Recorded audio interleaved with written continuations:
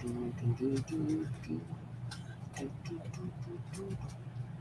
kia ora, Helen Brahms here, coming to you live from Sun City in Arizona. Hope you're having a super fantastic sparkling start.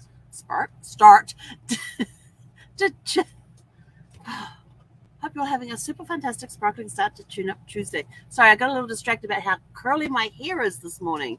It's like I have naturally wavy hair. Not curls, but this is kind of cool. I'm kind of digging the curls this morning. Anyway, it is Tune Up Tuesday. That is that day of the week where we concentrate, we look at our processes, our procedures and our processes. We make tweaks and changes to help them run a little smoother. For our mindset, we look at what can we do, what little tweaks and changes can we make in our mindset to help us move forward, flourish, and be that person that we really want to be. Because everybody's, there's one thing definite in life is change. Change is always going to happen. There is nothing you can do about it. So change, tax, and deaths. I think those are the three permanent things in life. There's nothing you can do to avoid any of them. But what's can we make in our mindset? Because when it comes to business success, and this is key to some things, is that a lot of times when we don't achieve our goals for success is because our mindset is not ready to receive it. And that's why when you're going for your goals and things, you have these struggles along the way and these obstacles along the way, because they help you stretch and grow, tweaks and changes. They help you stretch and grow, same thing, so that you can become better and more prepared mentally for the success that is coming. So when you have those wins, you're sort of like, yes, now we're going to go out and reproduce that feeling again. So the next goal we're going to set will be a little tougher for us to go for, which is good because we stretch, we grow, we change along the way. We are always changing. No matter how much you try to stay the same, it ain't going to happen. Sorry. Hate to break it to you. But if you're a person who doesn't like change, embrace it.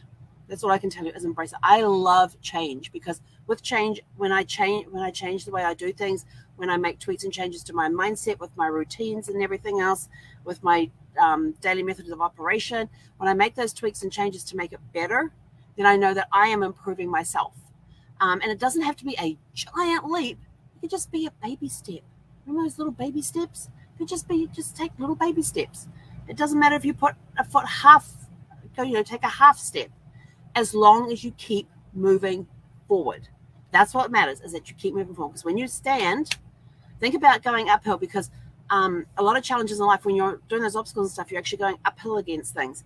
But if you stop, what happens? You either start rolling backwards, or when it's time to start again, it's a very big struggle. So you got to get that power going when you hit that hill, hit that obstacle. So you keep moving forward. You plow through those obstacles. And you learn and change along the way, because you change your tactics on how you're going to get up the hill, but you do not lose your momentum. Do not lose the momentum. That is the important key. Do not lose the momentum, because when you stop, it is really hard to get started again. If you've ever walked any steep hills, you will know this, that when you stop, it is really hard to get started again. But if you keep going, even if it's just a slow, steady pace, think of the fable, the tortoise and the hare. Who got there and hit the tortoise was running around and doing everything else, and the tortoise just stayed strong and steady, slow and steady, step by step by step. Okay, you don't have to be the fastest to get there. You just got to get there slow and steady and consistently, and keep that forward momentum going. So that's my little bit for today on that. And your tell your story question: what was your first big trip? And big trip, I mean, for here in the States, outside your state, or if you live on the state border, something that was more than, I don't know, how many hours driving?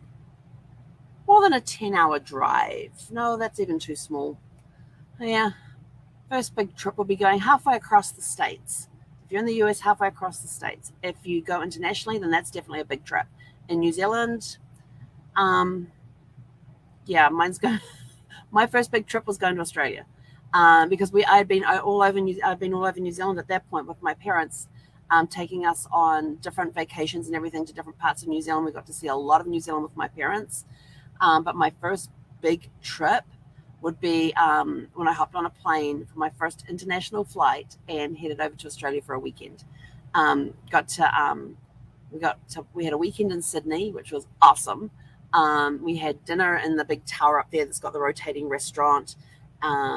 We went and saw Phantom of the Opera, which is the whole reason we were going that weekend. We flew out on a Thursday and flew back on flew out Thursday, flew back on Tuesday. So we had this nice weekend in Sydney, and it was great. Absolutely had a blast. We took public transportation everywhere. It was a phenomenal trip. That was my first big adventure. I had a blast. And I was super excited because the guy playing Phantom was one of my all-time favorite stage actors for musicals and things, was Rob Guest. And phenomenal voice, incredible actor. Unfortunately, he died way too young. But his legacy lives on. He is and probably will be the longest running Phantom ever, the Phantom of the Opera. I can't remember how many thousands of performances he did as Phantom, but I had seen him on stage when I was growing up.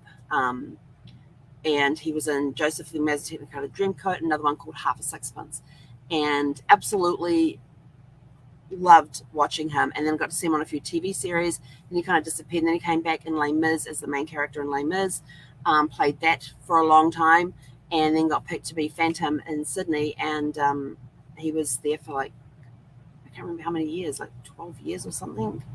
I don't know. There was thousands of performances he did during that time, because sometimes he was doing Phantom twice a day.